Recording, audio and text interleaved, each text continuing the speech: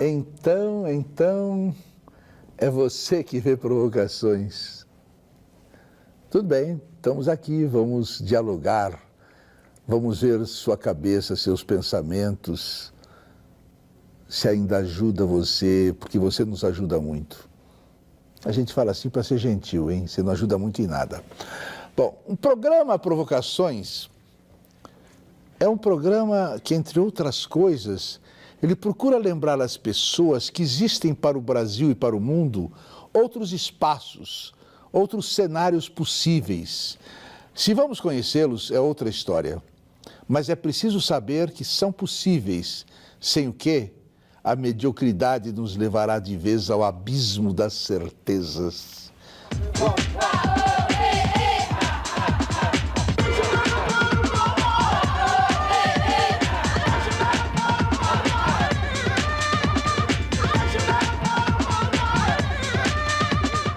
Está aqui hoje um grande conhecedor de espaços, um grande conhecedor de cenários possíveis. Ele é advogado, economista, diplomata. Vocês perguntarão, pô, mais um? Pô, não, esse é diferente. Porque ele não fala economês, não fala diplomatês, não fala globalês. Ele fala, sim, da luz no fim do túnel do terceiro mundo. Ele é Adriano Benayon. Adriano Benayon. Diga uma coisa para quem nos vê. O que é a tragédia do terceiro mundo? A tragédia do terceiro mundo é ter sido espaço de exploração por parte de potências centrais. Na realidade, não existe país que tenha se desenvolvido,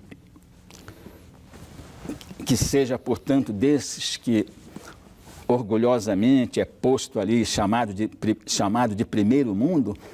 Não há nenhum desses países que tenha sido objeto dessa exploração, dessa ocupação do seu espaço e, pior, da sua cabeça. Há que libertar-se do centro para que o próprio país se torne um dia centro.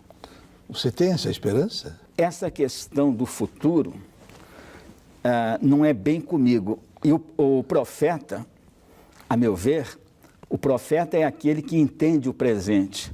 Agora, o que vai acontecer no futuro depende do que as pessoas façam, se entenderem, se tiverem entendido o presente. Bom, já que você está quebrando mitos, quebre também o de que o Estado é, por natureza, incompetente. Perfeitamente. Na maioria dos países que são hoje desenvolvidos, em todos eles, até os que se dizem os mais importantes símbolos da chamada iniciativa privada, em todos eles, é só pesquisar a história desses países e vai se ver que neles sempre o Estado foi preponderante na construção de uma economia próspera e diversificada. E o Brasil quer fazer exatamente o contrário. Está querendo privatizar tudo. Está querendo Não, o que está querendo fazer o Brasil? Na minha opinião, o último presidente que o Brasil teve que tentou razoavelmente defender os interesses do país foi Getúlio Vargas. E foi destituído por pressão externa faz 51 anos. Mas e a ditadura, Getúlio? Eu não me preocupo com isso. Mesmo porque fala-se muito em democracia, mas para haver democracia nós temos que construir aquele equilíbrio social. O Maquiavel, todos já sabiam disso. Se você não tiver um bom número de ricos e de classe média, você não pode ter democracia. Se a riqueza for privilégio de meia dúzia, e no nosso caso é pior, porque essa meia dúzia cada vez é menos brasileira e mais estrangeira. É outro aspecto. Mas, de qualquer maneira, mesmo abstraindo essa questão do nacional e estrangeiro, se você só tem meia dúzia com toda a riqueza, toda a democracia que você puser ali é puro teatro, e teatro de qualidade não muito boa, não? Você disse que não se incomoda com a ditadura Getúlio. Também não se incomodou com a ditadura militar? Por vezes. Traduza. Me incomodei muito no começo porque o primeiro governo militar foi transado por interesses estrangeiros.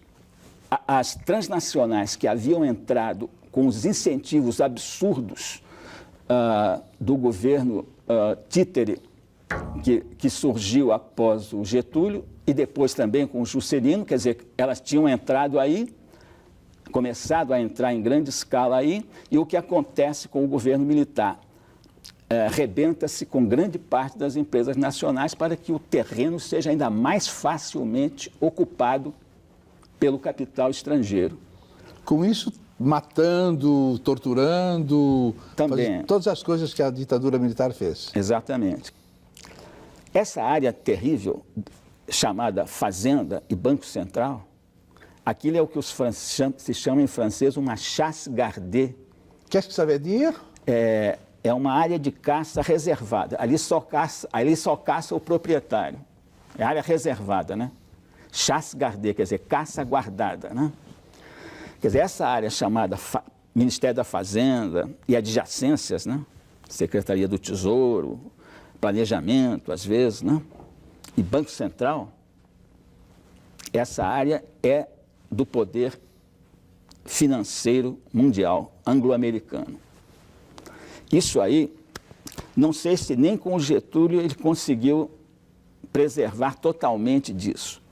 Mas vamos dizer tranquilamente, de 54 para cá, que essa área sistematicamente é ocupada por gente controlada de fora do país. João Goulart, não? Também. Lamentavelmente, também. Menos.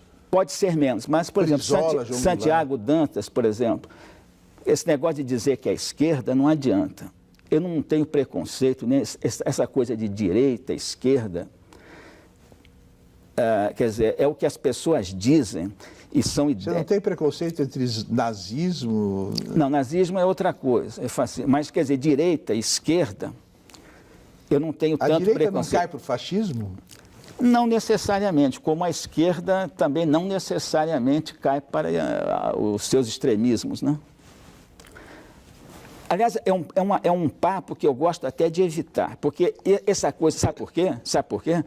Mas eu não evito não, sabe por quê?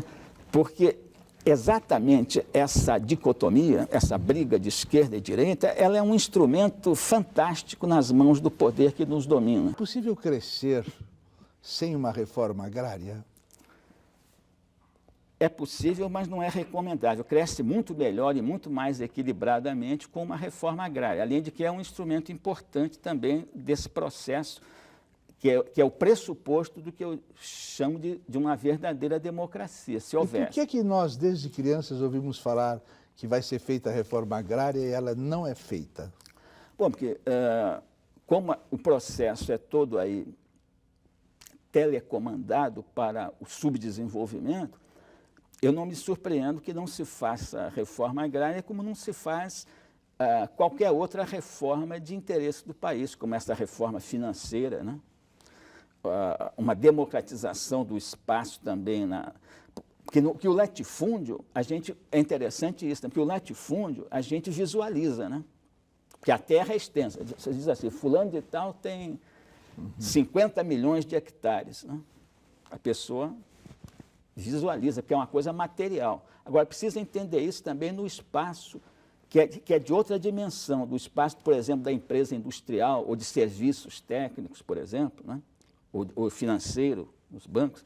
Quer dizer, é um espaço também em que você pode ter concentrações imensas de poder. Quer dizer, uma indústria ou um grupo, ou um cartel, um oligopólio formado por algumas indústrias, controlando o mercado todo, explorando todo mundo da forma mais indecente.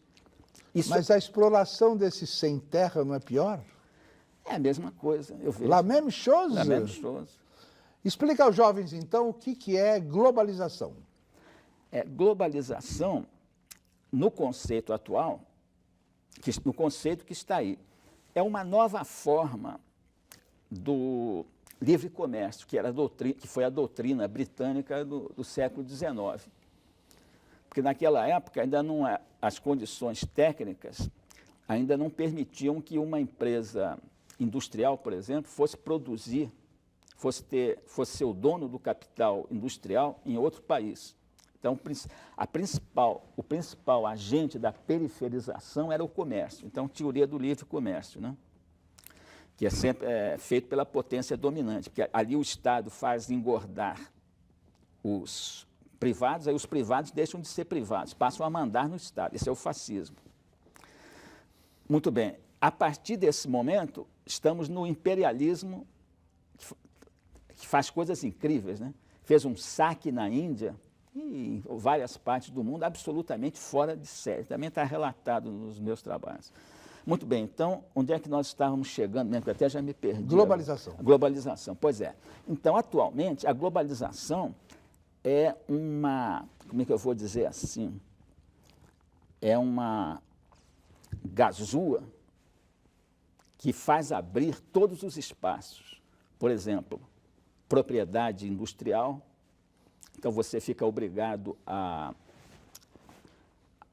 pagar royalties pelas patentes de tudo por anos indefinidos, não se deixa inventar nada no país, mesmo porque não há oportunidade, né? Porque com todo o espaço controlado pelas transnacionais, você não tem nem mercado para quem desenvolva tecnologia, porque você não tem empresas novas, locais, que possam adotar uma tecnologia que vá concorrer ou substituir essas que são as mundiais, pela simples razão que elas, tendo ocupado o mercado todo, não dão espaço para ninguém.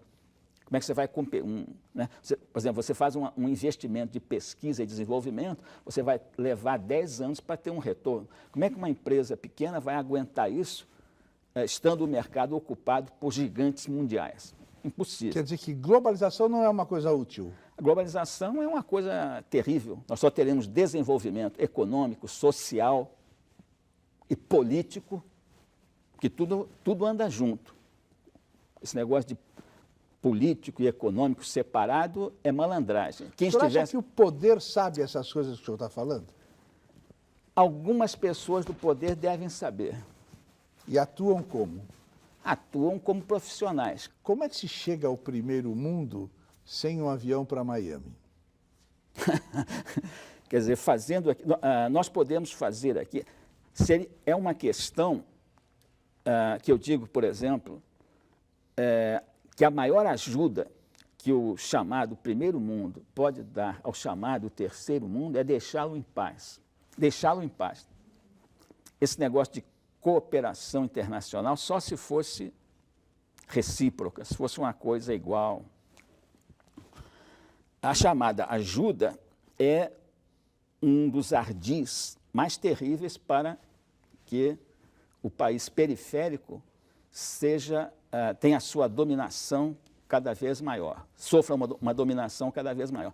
Então, sem ir a Miami é o seguinte, aliás, se chegar em Miami vai encontrar um subdesenvolvimento desgraçado também, mas naquele contraste, né, com aquelas mansões que agora estão inundadas, aquela coisa toda. Né?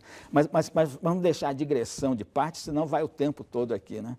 Então, é o seguinte, nós temos todas as condições, temos recursos naturais, os mais fabulosos do mundo. Eu diria o seguinte, o Brasil mal administrado, agora, independente da interferência externa, o Brasil mal administrado, repito, ele cresceria a 10% ao ano, empataria com a China.